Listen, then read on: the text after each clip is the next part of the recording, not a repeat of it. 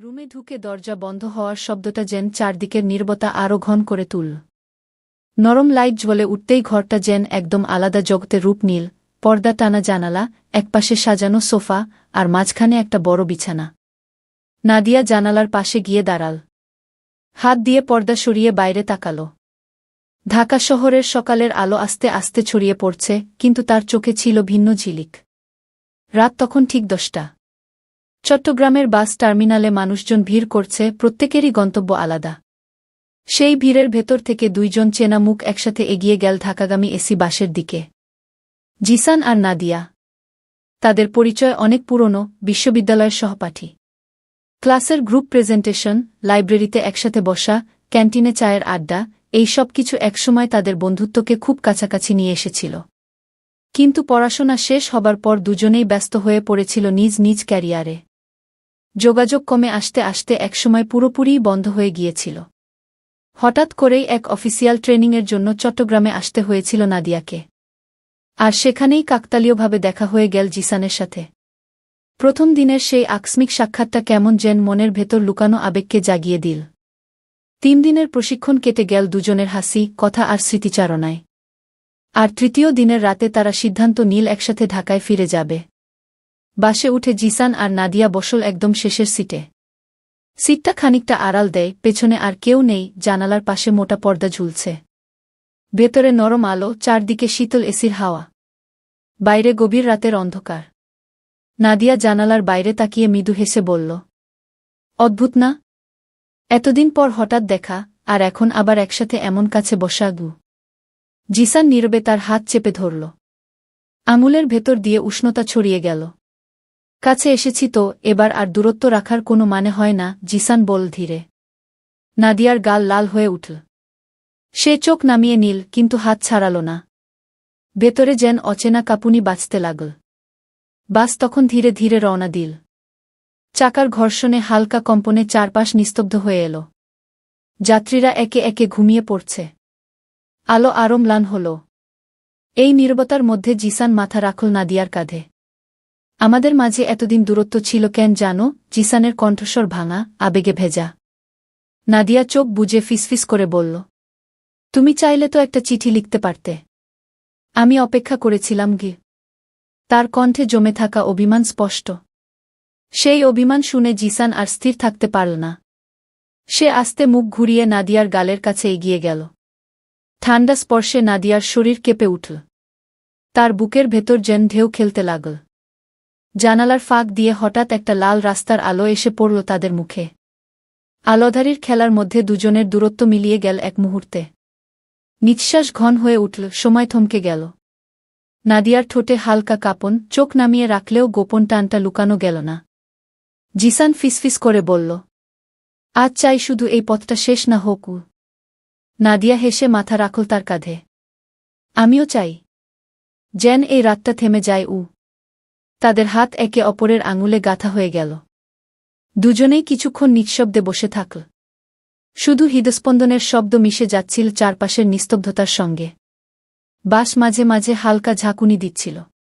সেই কম্পনের সাথে সাথে নাদিয়া আরও কাছে সরে এল। তার মাথার চুল উড়ে এসে জিসানের মুখ ছুঁয়ে যাচ্ছিল। জিসান চুপচাপ সেই গন্ধে ডুবে যাচ্ছিল, যেন বছরখানেকের শূন্যতা ভরে উঠছে এক মুহূর্তে। নাদিয়া আস্তে ফিসফিস করে বলল, জিসান, তুই জানিস, আজ মনে হচ্ছে আমি আবার নতুন করে বেঁচে উঠেছি। জিসান তার হাত চেপে ধরে বলল, তুই সবসময় আমার ছিলি, শুধু আমরা হারিয়ে গিয়েছিলাম। সামনের সিটে তখন সবাই ঘুমিয়ে পড়েছে। বাসের ভেতরে আর কোনো শব্দ নেই, কেবল জানালার বাইরে দূরের হাইওয়ে লাইটের আলো ঝলকানি। সেই আলোছায়ার খেলায় তাদের দুজনের মুখ আরও কাছাকাছি চলে এল। হঠাৎ করে বাসের হেল্পার এসে মিনারেল ওয়াটারের বোতল দিয়ে গেল। নাদিয়া একটু সরে গেল, চুল ঠিক করল, আঁচল টেনে নীল বুকের উপর। কিন্তু জিসানের চোখে তখনও একই টান, একই অস্থিরতা। হেল্পার চলে যেতেই আবার নিস্তব্ধতা। এবার নাদিয়া নিজেই হাত বাড়িয়ে ধরল জিসানের আঙুল। একেবারে দুভাবে। তার ঠোঁটে মৃদু হাসি, কিন্তু চোখে ছিল না বলা অনেক কথা। জিসান ফিসফিস করে বলল, নাদিয়া, আজ মনে হচ্ছে এই রাতটাই আমাদের গল্প লিখছে। আমরা শুধু চরিত্র। নাদিয়া মাথা ঝুঁকিয়ে বলল, তাহলে চাই এই গল্পের কোনো শেষ না হোক। বাস চলতে থাকল, রাতের অন্ধকার ভেদ করে। জানালার বাইরে শহর শহর পেরিয়ে যাচ্ছিল, আর ভেতরে জেগে থাকছিল দুজন মানুষের মনের গভীর টান, যে টান কোনো গন্তব্যে গিয়ে থামতে চায় না। ঢাকার উদ্দেশ্যে বাস যখন চলছিল তখন রাত গভীর হয়ে এসেছে। অন্ধকার হাইওয়ের ভেতর দিয়ে ছুটে চলা বাসের আলোধারী তাদের দুজনকে এক অদ্ভুত স্বপ্নে বেঁধে রেখেছিল। নাদিয়া জানালার বাইরে তাকিয়ে থাকলেও তার চোখের ভেতর ছিল এক অদৃশ্য টান, যেটা তাকে বারবার টেনে নিয়ে যাচ্ছিল জিসানের দিকে। জিসান নিঃশব্দে তাকিয়েছিল তার মুখের দিকে। 3 দিনের ছোট্ট দেখা যেন আবার বছরখানেকের সম্পর্ককে নতুন করে জাগিয়ে তুলেছে। সে ফিসফিস করে বলল, নাদিয়া, আমাদের মাঝের এই কয়েক বছরের ফাঁকা সময়টা যদি না থাকত, তবে কি আমরা আজ অন্যরকম কিছু হতে পারতাম? নাদিয়া মৃদু হেসে উত্তর দিল, জানি না জিসান, তবে আজ মনে হচ্ছে সময়টা ভুল করেছিল। এখন মনে হচ্ছে ঠিক জায়গায় এসে দাঁড়িয়েছে গি। তার কণ্ঠে ছিল অদ্ভুত উষ্ণতা। চারপাশের নিস্তব্ধতায় সেই শব্দ আরও কাছে এসে বাজছিল জিসানের কানে। বাস তখন গাজীপুরের কাছাকাছি।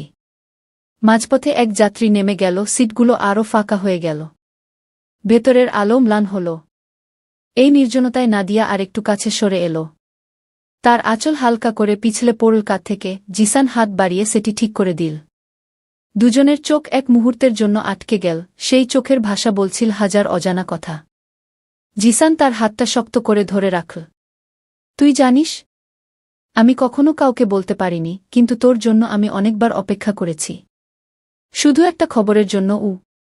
নাদিয়া হেসে মাথা নিচু করল, তারপর ধীরে ধীরে বলল, আমিও শুধু একদিন ভেবেছিলাম হয়তো তুই ফিরবি।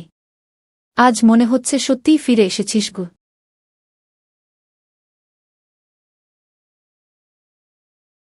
এই কথায় জিসানের বুকটা হালকা হয়ে এল। সে নাদিয়ার দিকে একটু ঝুঁকল। দুজনের শ্বাস মিলেমিশে যাচ্ছিল। বাইরে হাইওয়ের বাতি একের পর এক ছুটে যাচ্ছিল, ভেতরে তাদের নিঃশ্বাসের শব্দে তৈরি হচ্ছিল এক অদ্ভুত রোমাঞ্চ। নাদিয়া চোখ বুজে নিল। তার মুখের কোণে এক মৃদু হাসি, কিন্তু হাতের চাপ ক্রমশ শক্ত হয়ে উঠছিল। যেন সে নিজেই চাইছিল সময়টা থেমে যাক। ঠিক তখনই বাস আবার হালকা ঝাঁকুনি দিল। নাদিয়া জিসানের উপর হেলে পড়ল। এক মুহূর্তের জন্য তাদের দুজনের মুখ এত কাছে চলে এলো যে দূরত্ব বলে আর কিছু রইল না। নাদিয়ার কানে গরম নিঃশ্বাস লাগতেই শরীর কেঁপে উঠল। সে আস্তে ফিসফিস করে বলল, জিসান, আজ কেন মনে হচ্ছে আমি কিছুতেই নিজেকে সামলাতে পারছি না? জিসানের চোখ চকচক করে উঠল। কারণ আমিও পারছি না আগে। কথা শেষ হওয়ার আগেই জানালার বাইরের আলো এসে পড়ল তাদের মুখে। আলোছায়ার সেই মুহূর্তে তারা নিঃশব্দে কাছে সরে এল। চারপাশে যখন সবাই ঘুমে ডুবে আছে, তখন তাদের ভেতরে জেগেছিল শুধু একটিই অনুভূতি, হারিয়ে যাওয়া সময়কে আবার খুঁজে পাওয়া। তাদের হাত একে অপরের আঙুলে গাঁথা হয়েছিল শক্ত করে। বাস ছুটে চল অন্ধকার ভেদ করে, আর তারা ডুবে গেল সেই রোমাঞ্চকর নীরবতায়, যেখানে প্রতিটি নিঃশ্বাসই ছিল অঙ্গীকারের মতো। ঢাকা তখনও অনেক দূরে, কিন্তু তাদের জন্য যেন গন্তব্য আর কোনো শহর নয়, শুধু একে অপরের কাছে পৌঁছানো। ভোর 4টার দিকে ঢাকার আলো চোখে পড়তে শুরু করল। বাসের কাচের ফাঁক দিয়ে লাল নীল নিনের আলো ছুটে আসছিল। শহর তখনও ঘুমিয়ে, রাস্তায় গাড়ির সংখ্যা হাতে গোনা, কিন্তু দুজনের চোখে ঘুম ছিল না একটু। নাদিয়া জানালার বাইরে তাকিয়ে হালকা ক্লান্ত গলায় বলল, এই শহরটা কতদিন পর দেখছি জানিস, অথচ মনে হচ্ছে সবকিছু অচেনা ঘি। জিসান মুচকি হেসে উত্তর দিল, শহরটা পাল্টেছে, আমরাও তো পাল্টেছি নাদিয়া। শুধু একটা জিনিস পাল্টায়নি, তোর চোখের ভেতরের সেই চেনা আলোগু। এই কথায় নাদিয়া হালকা চমকে তাকাল তার দিকে। চোখের কোণে ক্লান্তি থাকলেও সেই দৃষ্টিতে জ্বলছিল অদ্ভুত উষ্ণতা। বাস ধীরে ধীরে কমলাপুর টার্মিনালে এসে থামল। ভোরের হালকা কুয়াশায় প্ল্যাটফর্ম ভিজে আছে। নেমেই ঠান্ডা বাতাসে শিহরিত হয়ে উঠল নাদিয়া। তার শাড়ির আঁচল হাওয়ায় উড়ে যাচ্ছিল। জিসান তাড়াতাড়ি হাতে ধরে দিল। স্পর্শটা এতটাই নরম আর অচেনা যে নাদিয়ার বুকের ভেতর কেঁপে উঠল। জিসান জিজ্ঞেস করল, এখন কোথায় যাবি? এত ভোরে তো বাসায় সরাসরি যাওয়া অস্বস্তিকর হবে গু। নাদিয়া একটু দ্বিধায় মাথা নিচু করল। তার চোখে যেন এক মুহূর্তে অনেক প্রশ্ন ভেসে উঠল। তারপর আস্তে বলল, হয়তো কাছেই কোনো হোটেলে কিছুক্ষণ বিশ্রাম নিলেই ভালো হয় গি। কথাটা বলেই নাদিয়া মুখ ফিরিয়ে নিল, জেন নিজের কণ্ঠস্বর সে নিজেই বিশ্বাস করতে পারছে না। জিসানের চোখে তখন অন্যরকম ঝিলিক। সে শুধু মৃদু স্বরে বলল, চল, আমি আছি তো। দুজনেই রিকশা নিয়ে কাছের একটা হোটেলে গেল।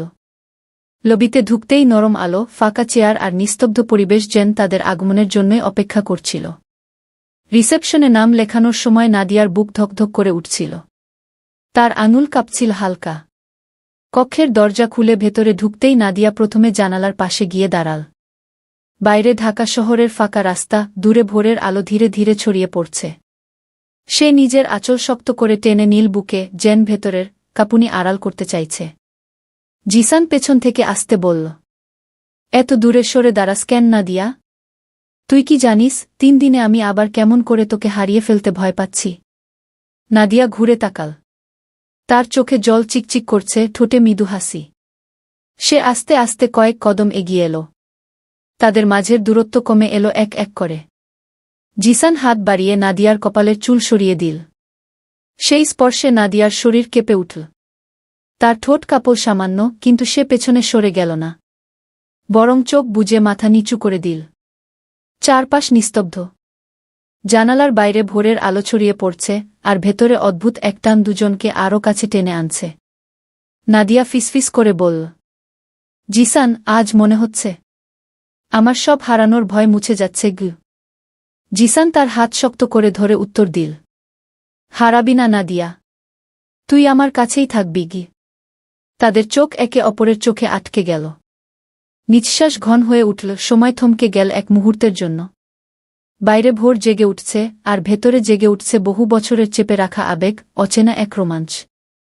রুমে ঢুকে দরজা বন্ধ হওয়ার শব্দটা যেন চারদিকের নীরবতা আরও ঘন করে তুলল। নরম লাইট জ্বলে উঠতেই ঘরটা যেন একদম আলাদা জগতে রূপ নিল। পর্দা টানা জানালা, একপাশে সাজানো সোফা, আর মাঝখানে একটা বড় বিছানা। নাদিয়া জানালার পাশে গিয়ে দাঁড়াল। হাত দিয়ে পর্দা সরিয়ে বাইরে তাকাল।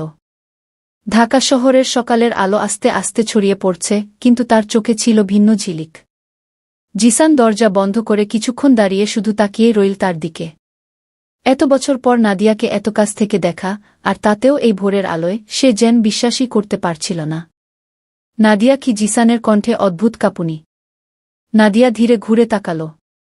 তার চোখে লাজ, ভেতরে ঢেউয়ের মতো আলোড়ন। সে বলল, মনে আছে বিশ্ববিদ্যালয় শেষ দিনে তুমি আমার হাতে একটা বই দিয়েছিলে? জিসান মাথা নেড়ে হেসে উঠল। কিভাবে ভুলব? সেই বইয়ের ভেতরে চিঠি রেখেছিলাম। কিন্তু তুই পড়েছিলি তো? নাদিয়া মৃদু হাসল, ঠোঁট হালকা কাঁপছিল। পড়েছিলাম। তখন ভেবেছিলাম যদি সেদিন তুই সরাসরি বলিস, আমি হয়তো উত্তরটা দিতে পারতাম। এই কথাগুলো শোনার পর হঠাৎ নীরবতা নেমে এলো।